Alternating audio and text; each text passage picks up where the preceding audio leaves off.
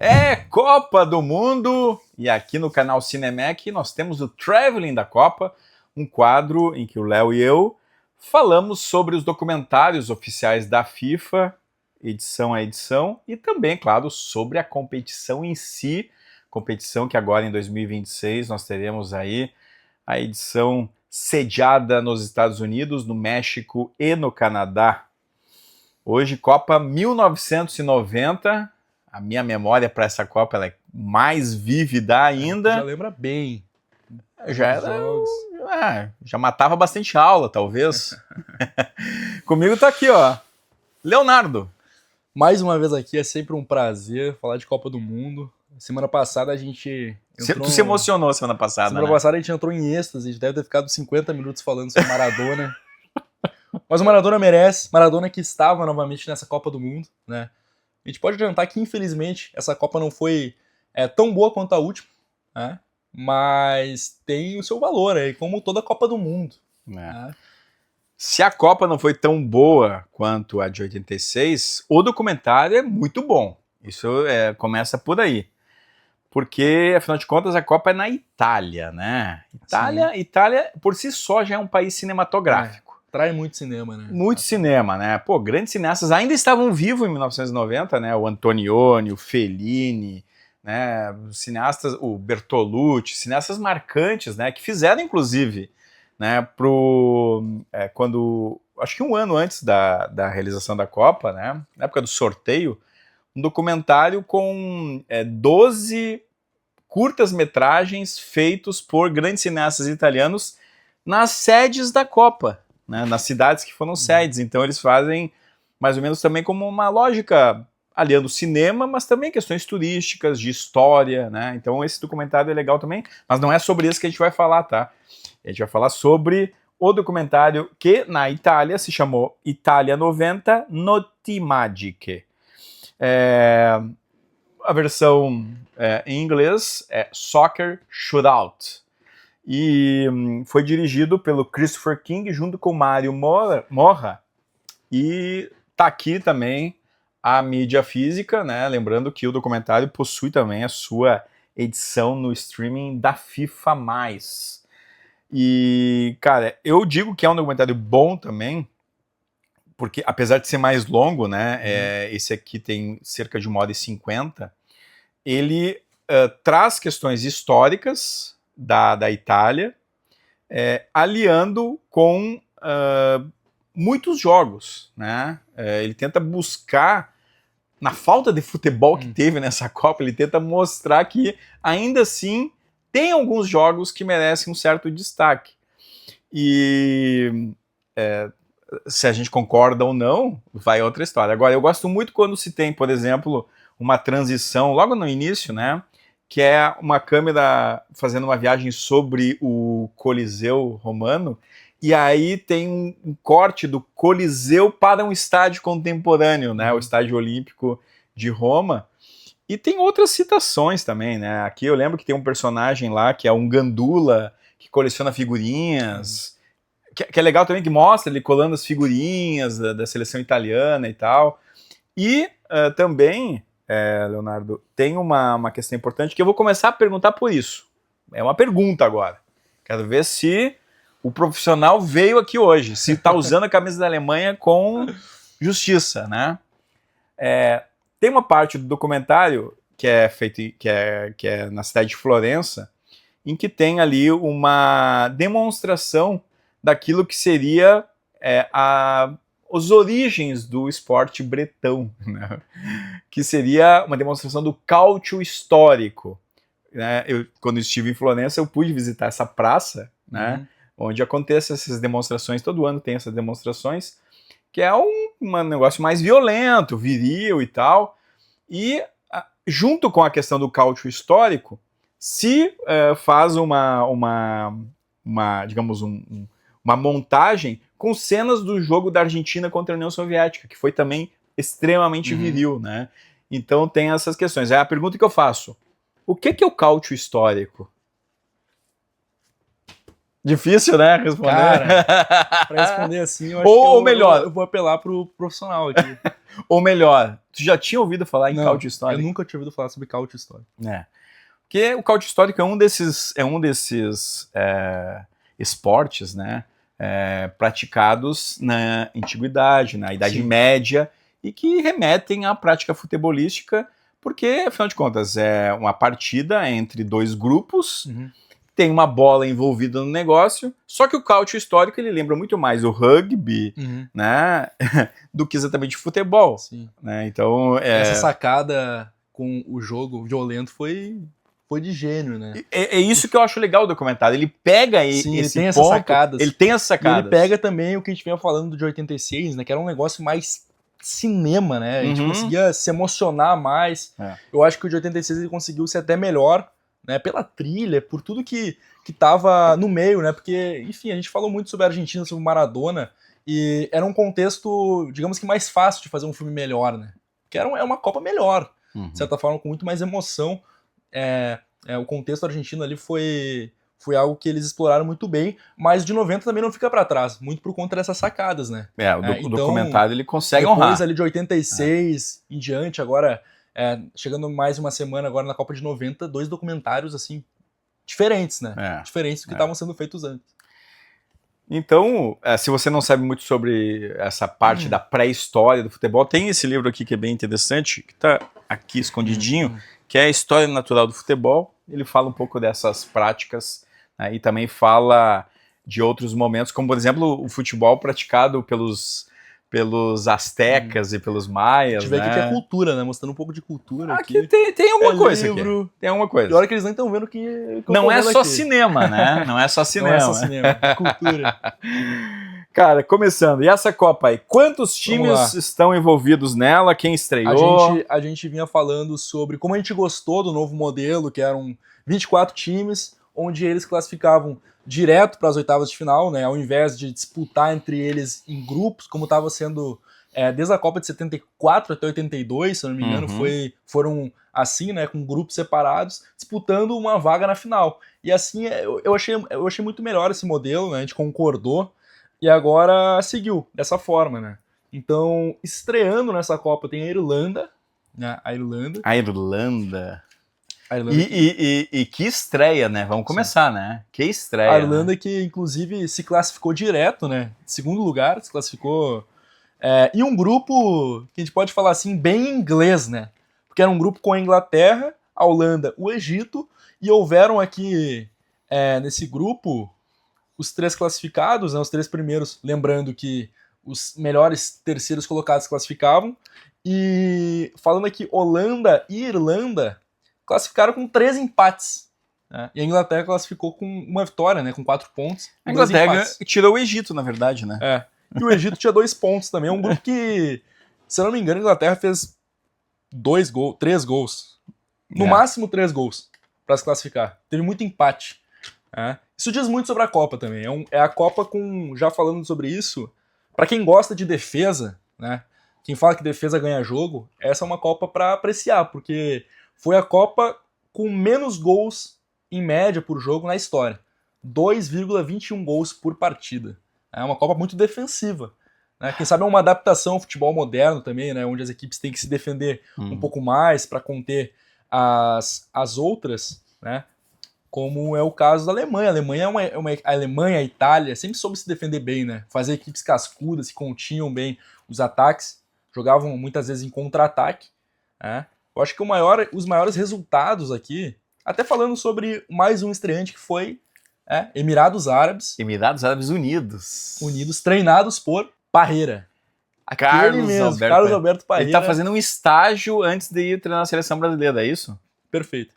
E aí ele foi enfrentar a Alemanha, no grupo da Alemanha, Iugoslávia e Colômbia, e tomou 5-1 da Alemanha, que foi o placar mais elástico junto à União Soviética contra Camarões, que a União Soviética ganhou de 4-0. Né? E isso aqui não faz nenhum sentido se a gente for ver, porque Camarões, no grupo B, acabou em primeiro lugar, né? O bom Camarões. E o documentário mostra que o jogo de abertura da Copa foi justamente o atual campeão, que é da Argentina, contra Camarões. Os Leões, né? Do veterano Roger Millar. Camarões que acabou em primeiro com 4 pontos. Jogando muito os Jogando Camarões, muita né? bola. É. Aí o Romênia acabou em segundo com 3 pontos. Destacar aqui que a Romênia tinha um uniforme muito bonito, eu falei aqui. Inclusive, eu acho que até aqui é a Copa com os uniformes mais bonitos. Né? Essa Copa Esse de que 90, tu tá usando, por exemplo, é dessa Copa. é da Copa de 90, da seleção alemã. E, assim, uniformes muito bonitos. A Argentina ficou em terceiro do grupo, a atual campeã, né? E a União Soviética, eu falo que goleou Camarões, acabou em último com 2 pontos. É. Essa foi a única vitória. É difícil de entender, o futebol às vezes. Então, a Argentina classificou em terceiro lugar, né, desse grupo aqui com Camarões. Quem venceu todos os jogos foi a Itália, no grupo A. A Itália ficou no grupo com a Tchecoslováquia, a Áustria, e ficou também com os Estados Unidos da América. Estados Unidos, que foi só pra... Que o filme destaca, inclusive, o Tony Meola, né, o goleiro, que tinha... O pai dele era ascendência italiana, né, e aí ele também por consequência. E aí o filme mostra, né, como é que foi mostra o pai dele, né, eles vendo o jogo na Itália, e o Meola fazendo grandes defesas, Sim. que rendeu o contrato depois do futebol inglês. E o Meola vai ser o goleiro também dos Estados Unidos na Copa seguinte, né. É isso aí. Estados Unidos que... Mas foi mal os Estados Unidos, né? Foi mal. Perdeu todos. Perdeu 5-1 para a Áustria também. Tchecoslováquia. Pra Tchecoslováquia, foi? É. Tchecoslováquia, isso aí. Porque a Tchecoslováquia ganhou 2, isso aí. É. Aí a Itália veio bem, ela ganhou da Tchecoslováquia por 2-0. Gols do Schillaci. Schillaci. Totó Schillaci. Ele que foi o craque da Copa, o artilheiro também. Acho que é o primeiro craque da Copa que não chega na final. A gente pode falar sobre isso. Acho que diz muito sobre a Copa também. De não chegar na final. Não chegar na final, porque não tinha uma unanimidade na final, né, para ser eleito. E o Baggio também. O Baggio fez gol nesse jogo. Roberto Baggio. Fala sobre o grupo do Brasil já. Brasil... Vamos ver aqui. Quem é no grupo do Brasil? O Brasil caiu com a Costa Rica, Escócia e Suécia. Um grupo bom, né? Pela segunda vez consecutiva, venceu todas as partidas. Né? Mas não convencendo. Quem é o treinador do Brasil? Tu lembra? O treinador era o Lazzaroni. Sebastião Lazzaroni. O Lazzaroni que... Sabe o que eu lembro dessa Copa? Fala. Tinha um programa que estava começando na Globo, que era acho que o Domingão do Faustão, algo assim. E tinha lá um prêmio, um bolão que fazia da Copa e tal, né? E acontecia durante a Copa e tal, várias merchandising, vários negócios. E o Lazzaroni, ele fazia propaganda, né? Pra Fiat. Loucura, né? Que era o treinador da época. E ele fez posso dizer... Ganhou muito dinheiro o Lazzaroni, viu? Posso dizer que uma revolução ali no esquema tático, porque pela primeira vez o Brasil jogou com 3 defensores. Era um esquema de 3-5-2. Na Copa do Mundo. E é a primeira vez que tem muitos jogadores que jogavam fora do Brasil convocados, né? Vamos pegar alguns aqui. Da dupla Grenal, tinha alguém? Tinha. Tá aí. Até citei no vídeo da semana passada ele? Que finalmente o Brasil tem um goleiro. Sim. Eu tava pensando em outro jogador, mas... Não, é ele. É um jogador mais polêmico. É ele. Não, é que a gente tá falando de jogadores da dupla Grenal, né? É verdade. Tafarel aqui, primeira Copa do Mundo. Tafarel jogava no Internacional nessa época. Jogava no Internacional. Tu acha ele um grande goleiro? Grande goleiro. Grande goleiro. Pegador de pênaltis. Pra mim, grandes goleiros são pegadores de pênalti. Faz muita diferença, né? Faz total diferença. Tafarel, o Everton. O Dida. O São Marcos, né? São Marcos. Olha aí, ó. Hugo Neneca. O Volpe, pegador de pênalti. Tá. Tem cara que levaria o Volpe pra Copa pra pegar pênalti. Bom, o Brasil tinha, acho que o maior destaque, a gente pode falar de novo, o artilheiro Careca. Careca que ficou até de fora de uma Copa, né? Aquela Copa, a primeira Copa que seria dele, se não me engano, 78? 82 ele vai, eu acho. Ele vai, 78, Que ele jogaria... Ele jogava no Guarani, eu acho, né? E ele se lesiona e tal, acho que... Aí o Dinamite ali que joga. E aí ele, cara, na última Copa ele teve 5 gols, ele foi o vice-artilheiro. E nesse primeiro jogo contra a Suécia ele faz 2. Né? Ou O cara seja, era seguiu artilheiro. fazendo gol, né, cara? Aí o Brasil tem mais 2 jogos contra Costa Rica e Escócia que prometiam ser um pouco mais fáceis, mas ambos são marcados por 1-0. Né? O Brasil vence de 1-0 as 2 partidas com gols de Miller. O Miller faz 1-0 nas 2 partidas. Primeira Copa do Miller, né? Primeira Copa do Miller. Outros jogadores aí que também são dessa Copa, porque olha só, né? Copa de 90, tá? Tem o Tafarel, o Jorginho, o Dunga, o Branco, o Romário, o Aldair, o Bebeto, Ricardo Rocha. Todos os jogadores que vão depois para a Copa de 94. Essa é a base da Copa de 94. Né? E 2 jogadores que eu quero destacar aqui, o Renato Gaúcho Agora sim ele foi. Jogando pelo Flamengo nessa época, né? E o outro jogador daqui que também merece ser citado cadê o nome? Eu tinha visto aqui. O alemão, né? Que também era companheiro do Careca no Napoli, né? Sim. E também do Maradona, né? Os 3 faziam um trio lá. É isso aí. Aí, de destaque, né? O Brasil fez mais uma fase de grupos sem chamar tanta atenção. Mas perfeita, né? Mas perfeito, 6 pontos conquistados, é isso aí. Aí, teoricamente, fica em primeiro, né? No grupo vai pegar um adversário mais fraco na segunda fase, né? Essa que é a ideia, alguém que ficou em terceiro, assim. Um timezinho que ficou em terceiro. que outro dia ganhou. Que azar, cara, que azar. O timezinho, infelizmente, no outro dia, aliás, na semana passada, foi campeão do mundo, né? Que bravo, né? A Argentina. É muito azar, cara. O Brasil pega a Argentina nas oitavas, mas só completando... Já voltou, esse jogo a gente fala depois, né? A Itália e o Brasil foram os dois únicos que ganharam os 3 jogos. Uhum. Aí tem o grupo da Alemanha... A Holanda não ganhou os 3, não, né? Não, a Holanda não. A Holanda passou em terceiro, naquele grupo da Inglaterra. A Holanda estava no grupo da Inglaterra. Aquele grupo sem muitos gols, né? Porque a Holanda era vista assim com bons olhos, porque a seleção era...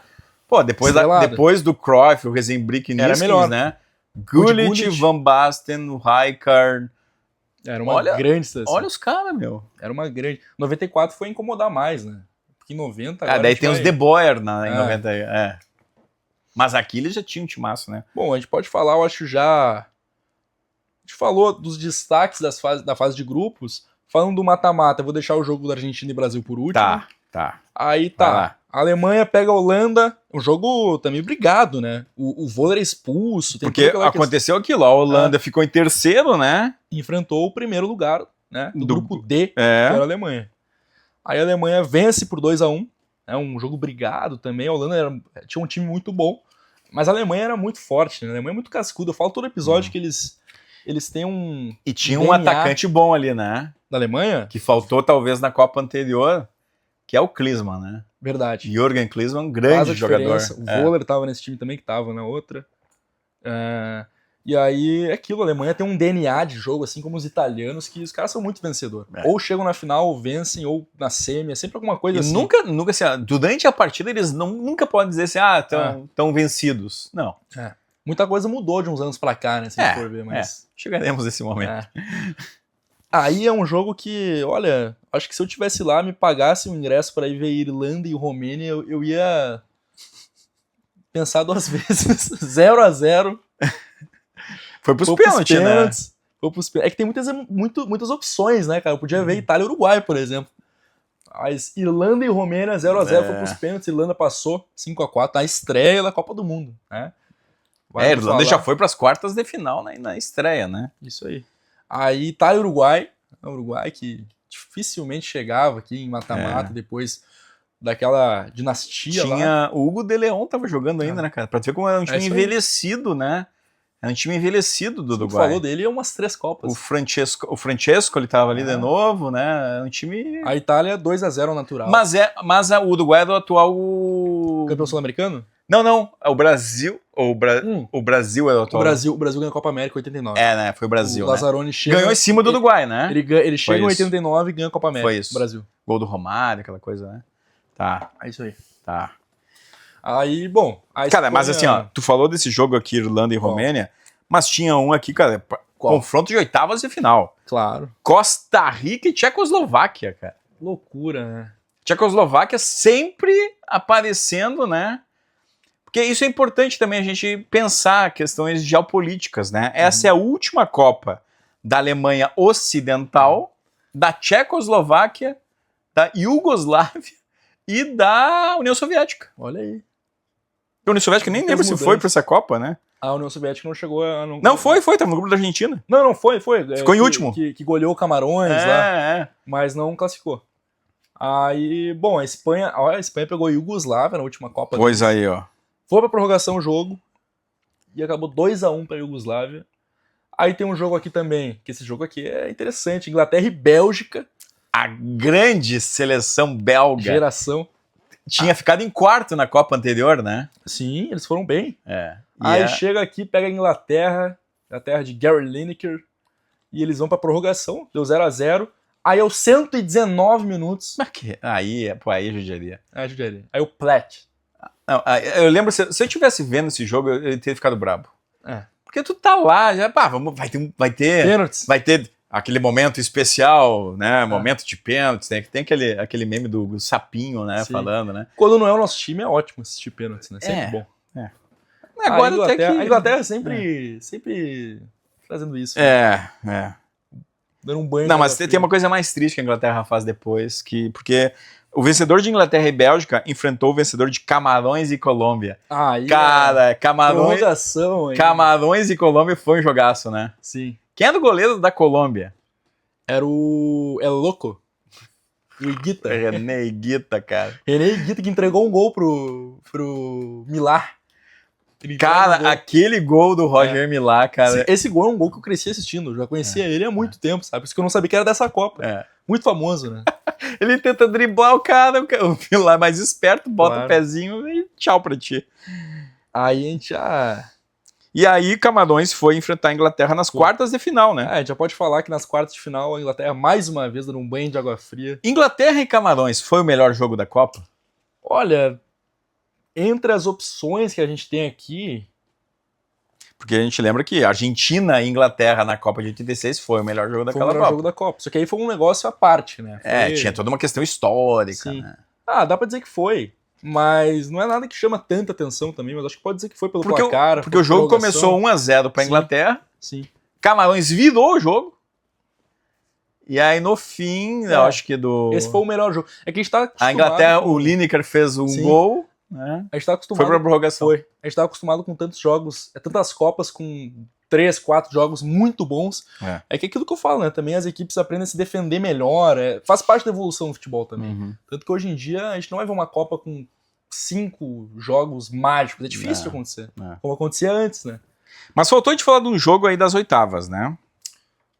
Que é a Espanha... Não, é o jogo do Brasil e Argentina. Tava até esquecendo. Acho que é melhor a gente pular. Cara, melhor... segunda vez que a Argentina e o Brasil se enfrentam, né? Em Copas, Primeira vez foi aquela Copa de 78 mesmo, na segunda fase, que o Brasil empata com a Argentina em 0-0. Já se esperava um jogo... Aqui é a terceira vez que eles jogam, né? Porque em 82 o Brasil ganhou da Argentina. É verdade. Terceira vez. Então era um empate, uma vitória do Brasil. Aí, o jogo das oitavas aqui, o Brasil era favorito. O Brasil se classificou em primeiro, a Argentina, entre trancos e barrancos, se classificou em terceiro. Claro que tinha Maradona, Canidia também lá na frente. Canidia, cara. Era um time... como é que fala o meio aquele... Burruchaga tava lá. Burruchaga tava ainda. Aqui o Goicoechea era o goleiro. Eu ia dizer que o Pumpido ele quebra a perna num jogo, o documentário mostra, né? Sim. E depois assume o Goicoechea, que era um goleiro que jogava na Colômbia. Dá pra gente falar que ele é tipo o Emiliano Martínez hoje, que é um cara que era mais ou menos, chegou lá e fechou o gol. Porque pegava pênalti, né? Pra mim tá, aí que tá. Depois o Goicoechea jogou no Inter, inclusive, né? Então, assim, ó, o Goicoechea, ele não era, assim, o suprassumo dos goleiros, como o Martínez também não mas chegava no pênalti... Não era diferença. Fechava o gol. E aí é isso. Mas tem uma maldade também, que a gente vai falar na partida final, né? Sim, a gente esperava um jogo difícil, né? Um jogo com poucos gols, só que a gente esperava que o Diego Maradona ia flutuar livre no meio de campo.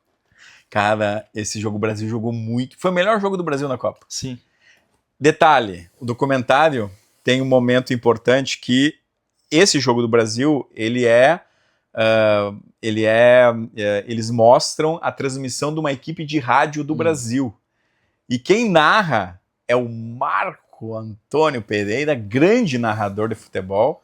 E quem comenta é o senhor Vianney Carlet. Acho que ambos estavam ou na Bandeirantes ou na Guaíba na época, acho que na Guaíba, né, na Rádio Guaíba. E eles mostram como foi o jogo, né? Sim. E o Marco Antônio diz, depois que acontece o que aconteceu, né, que tu vai falar agora, né, que foi uma coisa assim, ó, uma das maiores injustiças do futebol. E a água batizada, a gente vai falar? Ah, não, aí tu fala. Pô, tem uma polêmica muito grande, O que houve com a água? Rondou o mundo do futebol, que o lateral esquerdo, muito citado no último vídeo, Branco, ele recebeu uma água dos argentinos, vamos dizer assim, e ele ficou zonzo durante grande parte do jogo, né? Ele foi se curar, vamos dizer assim, lá pelo segundo tempo. E, bom, aí o treinador, ele sempre desmentiu, né? O Bijardo, que treinou em 86, era o campeão. E em algum momento, eu não lembro, acho que um jogador argentino chegou a admitir que achava que era verdade. Não lembro qual deles, mas teve uma entrevista que ele fala que acontecia, podia ter acontecido mesmo. Então leva a crer que os argentinos usaram ele de uma trapaça para deixar algum jogador desnorteado, né? O jogador do Brasil, no caso o Branco. Mas eu não acho que é algo que desequilibra completamente essa vitória da Argentina, até porque o gol não passou por ele. Não, e outra, o Brasil jogou muito bem. Sim. Erraram muitos gols. Sim. Não, até acho que é o Miller ou o Silas, depois que a Argentina faz o gol, tu vai narrar esse gol ainda. Tu vai narrar esse gol. Narra pro nosso gol antes. Não, aí eu preciso ter ele muito... Aí é muita pressão, eu tenho que estar vendo o lance. Maradona domina a bola entre 3 jogadores do Brasil. Olha lá o Canidia sozinho. Maradona rola pro Canidia vai, dribla, Tafarel, chuta, é gol. Gol! Gol da Argentina. Cara, tinha que ter dado no meio do Maradona. A verdade é essa. A Argentina foi o time mais violento dessa Copa. E aí chegou no jogo do Brasil, o Brasil não entrou na pilha dos caras. Né? Cara, esse era o jogo pra atorar o Maradona no meio. A gente falou tão bem do Maradona no último vídeo, desejou tão bem pra ele, a Argentina. E tinha um jogador capaz de fazer isso, né? Tinha, cara. Chamado Dunga. O Colorado. Que era Colorado, aqui na época eu acho que ele não estava... Não, ele estava fora do Brasil. Acho que tá fora do Brasil, né? É. O Dunga estava na Fiorentina, olha só, na Itália. O Dunga era o cara ali, é aquela coisa, né? Futebol tem muito disso. Eu sou contra essa ideia de colocar tudo nas costas do Dunga. Porque... Ficou conhecido marcado como a Era Dunga. A Era Dunga, né? Tanto que a pressão de 94 era toda nas costas, não só nas costas dele, né? O time inteiro sentia isso por conta dessa denominação aí que deram aí pra Copa de 90. Eu não acho que tem que colocar tudo nas contas dele, nas costas dele. Também acho que não. Assim como não se deve colocar tudo nas costas do Fernandinho, aquela vez em 2018. Apesar dele poder ter matado a jogada no Lukaku, não ter feito um gol contra. É que o Fernandinho, aí que tá, é reincidente... Né? E além de ser reincidente, ele não vai trazer uma Copa pro Brasil que nem o Dunga trouxe, né? Aí que tá, mas eu acho que esse negócio... Ou ele vai pra essa Copa agora em 2000 Não. Mas eu achei errado, né? E, enfim, o Dunga era um grande jogador, ele foi muito subestimado, até por conta disso. Ele que era um grande volante, 94, semana que vem a gente vai falar, né? Mas ele que foi crucial pra equipe, né? O capitão. Na semana seguinte, ele passou 4 anos ouvindo que ele foi o grande culpado, né? Claro que ele tem uma parcela de culpa, é evidente. Mas o Brasil podia ter feito os gols lá, enfim, né? Podia ter entrado num jogo mais pilhado como a Argentina tava. A Argentina tá sempre pilhada, né? E foi competente. O Maradona, cara, tu não pode dar um espaço pra ele. É que nem o Messi, né? Tu não pode dar um espaço pra ele que ele vai achar um espaço. Impressionante. E ele deixou o Canidia, que era um grande atacante também, É. na cara do gol. Assim como ele deixou aquela vez lá no final da Copa. Thiago. O Thiago, eu sempre esqueço o nome dele. E deixou o Valdano várias vezes também. Então, era uma seleção que se conhecia, cascudíssima, e não podia dar brecha, não podia dar chance ao azar. E aconteceu. 1-0 a Argentina, em cima do Brasil. Mas depois do gol, que eu ia falar, o Brasil teve uma chance claríssima de empatar o jogo. E aí eu não lembro se foi o Miller ou se foi o Silas, e o cara Acho errou. Que foi o Miller. Errou na frente do gol. Cara, não, aí acabou, né? Acabou o sonho. Acabou o sonho. O sonho do Tetra. Não é o sonho do Hexa. Ai. Aí, bom... A gente já falou de Camarões e Inglaterra e os outros jogos das quartas, né? A Itália venceu a Irlanda por 1-0, né? Sem impressionar muito.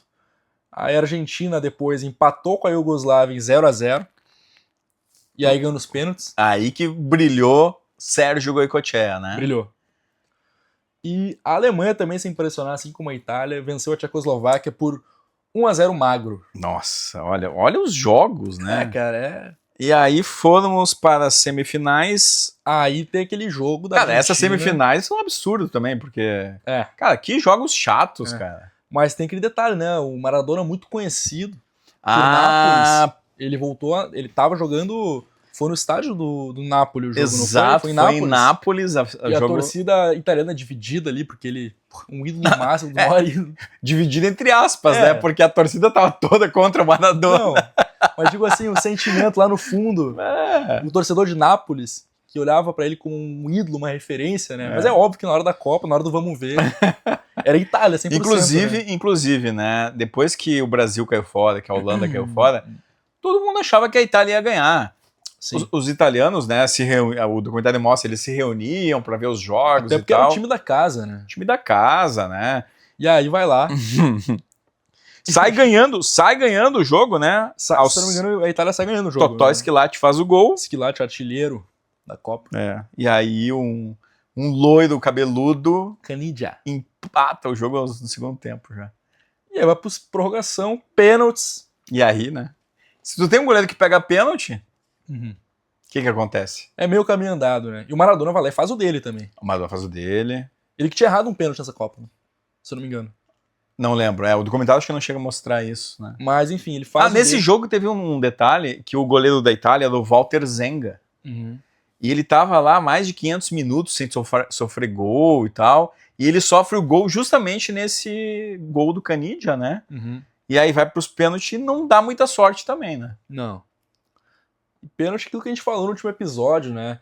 O Brasil, por exemplo, aquela disputa de pênaltis do Brasil contra a França. Em 86. Claro, eu falei, eu acho que é 75% para mais competência na hora de bater. Confiança.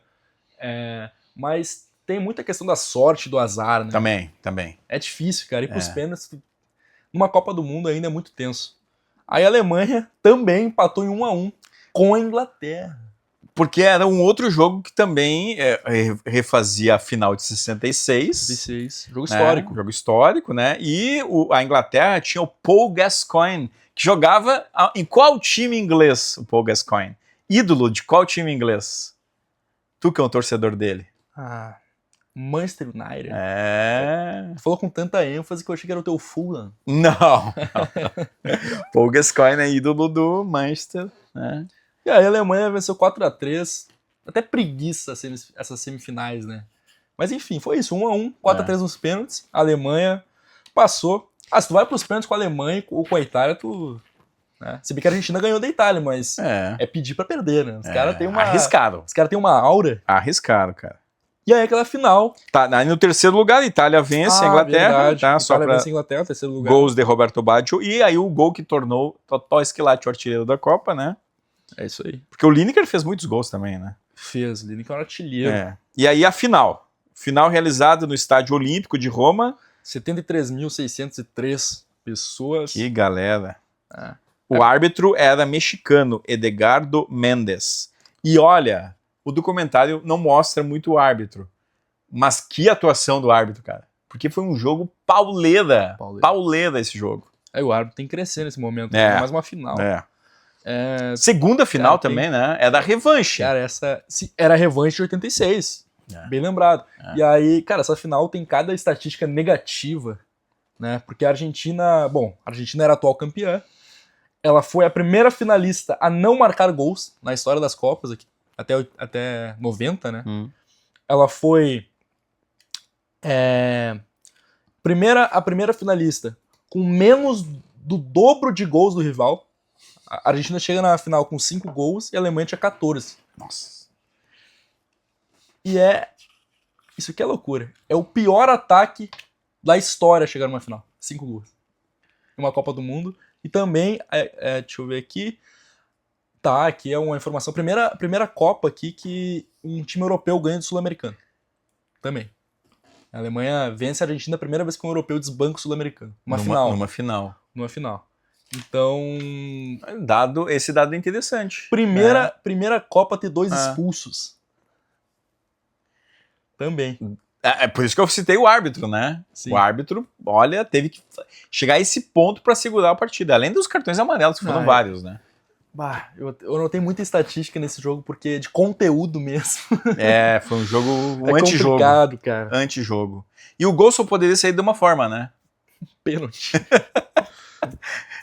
Mas é que tá, foi um pênalti, mas o goleiro do outro lado era Sérgio Goicoechea, pegador de pênaltis. Aí que tá, né? Mas, né? E o Franz Beckenbauer também treinou muito bem a sua equipe durante 2 Copas, né? Ele era contestado pelos alemães, né, quando chegou para treinar em 90, mas provou que, né, ele estava certo. O problema... Tu vai trazer a seleção alemã agora? A parte complicada é falar a escalação alemã, né?